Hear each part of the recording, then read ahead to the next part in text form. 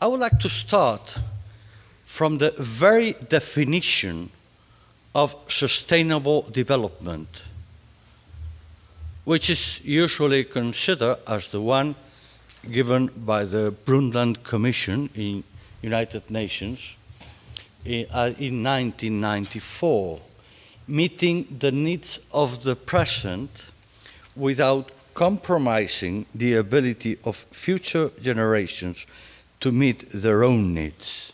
This, of course, has been long applied to environment. But we now see very clearly, and everyone who wants to see reality will say very clearly, that can be applied to family more than anything else.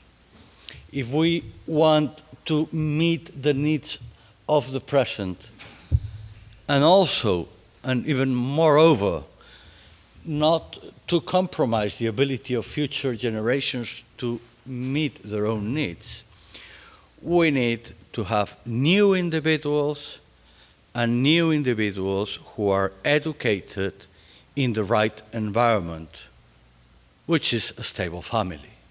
I come from the annual meeting of this huge European project, Families and Societies, we are part of, with 25 academic partners, the biggest research ever made about family in Europe, and I think in the whole world. The conclusion is very simple. We are losing population in many countries now, in Europe, and we are not having the responsible citizens we would like to have, because there is no such right environment as a stable family in which they can be born and educated. The United Nations General Secretary said this as basic and essential building blocks of societies. Families have a crucial role in social development. Why is he saying that?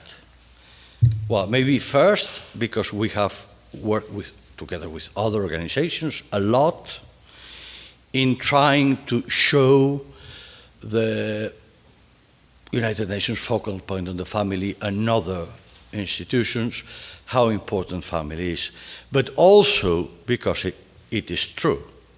I mean, if it weren't true, that sentence wouldn't be included in the reports of the Secretary General. And we have shown in many places and in many different ways something you know very well, which is that family structure and family process does matter. That evidence shows that outcomes for both children and adults are not equal regardless of family background, and public policy should reflect this. Maybe 8, 10, 20 years ago, this was not so clear because there wasn't enough research, there wasn't enough evidence. But now, enough time has passed to show enough evidence about this. And I mean, I'm reproducing there one of our annual reports, because in that report we summarize 315 different studies from all over the world that tell that one way or another. Now you are the first ones I met after knowing the very first results of this European project, Families and Societies, and I can tell you that all they do is confirm this. Where with dysfunctional families, there are much more possibilities, much more probabilities of children having educational problems, drugs problems, behavior problems, etc., etc.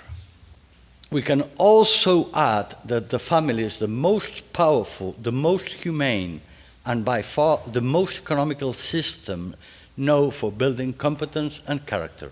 Families do better in a supportive policy environment. And this is what we are all advocating for also. We're saying, if we realize how families important are, let's give families also a social environment in which they can grow in an appropriate way. And then they will be the key to this social development. I always say this, United Nations has made a huge effort on bringing into the agenda human rights for minorities, which probably was necessary in many ways and probably is very important. But what about the majority, the most important social group, which are stable families, which are the ones that really bring to society the capability to develop? That's why I say here, this putting the accent on families not only favors everyone, but it also favors women, because we need to realize the extent to which family breakdown has contributed to the feminization of poverty, and also children, because we need to realize the fact that family structure matters in the long term to fight against poverty, in particular child poverty. One of the topics of the 20th anniversary of the International Year of the Family is family poverty. Well, family poverty has a lot to do with child poverty, and child poverty has a lot to do with not giving families the place they deserve. We had two goals for this anniversary, okay? The first goal was that United Nations recognized in a very clear way the importance of family perspective. And the second one was to introduce the definition of a family impact report as the way to make this family perspective practical. That's why we promoted a declaration, and this declaration, up to now, has been supported by 23 regional entities and international organizations and 228 national organizations from 65 countries, as well as 542 civil society representatives, academics, and policy makers from 83 countries. We will present it next February during the Commission for Social Development. But this shows that now these ideas are very, very important and very much shared by many people all over the world. There has just been published this report of the Secretary General about the preparations for the anniversary.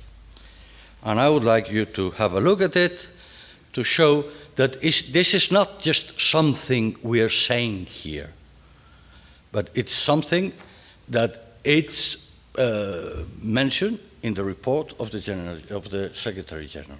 It says, the Millennium Development Goals, especially those relating to poverty, education, and the reduction of maternal mortality, are difficult to achieve unless the strategies to achieve them focus on the family. Women, children, and youth are among the major priorities for the United Nations and will remain a top priority in the post-2015 development strategy. But adding families to this agenda would be a step forward in the direction of empowerment and reduction of inequality and contribute to the achievement of sustainable development goals.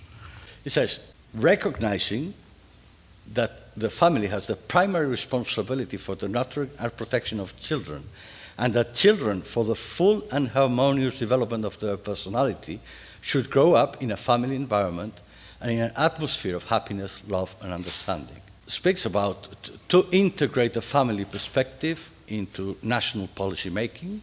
Also, it announces that it will be discussed in the General Assembly the role of family-oriented policies in the elaboration of the post-2014 development agenda. And I think it is important Maybe this is not the way to formulate it we prefer, or at least I would prefer what it says. It recognizes the principle of shared parental responsibility for the upbringing and development of the child. We would like for you also to consider, these principles for this anniversary.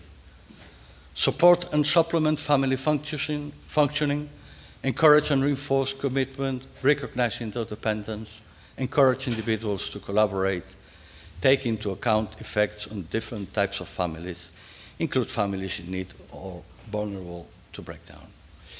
I think research is the key tool to show what works and what doesn't work. I don't know what you do, but every time I get this question, what type of family are you for or do you defend?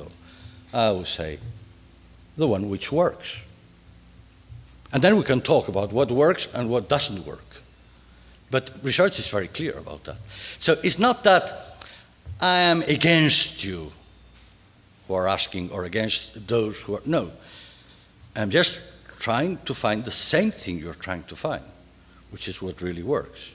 And now let's work together and see what it is. We try not to be partisan, to build consensus, and to do things not for the sake of planning, but for acting, for being effective, really. And then discussing, disseminating, and assessing implementation. You have this website with a lot of information about the anniversary, a lot of information about what I've said today. So I invite you, if you want to more about this, to go to family2014.org. We know what works. We have to show it, but in a way that it can be understood by anyone. Thank you.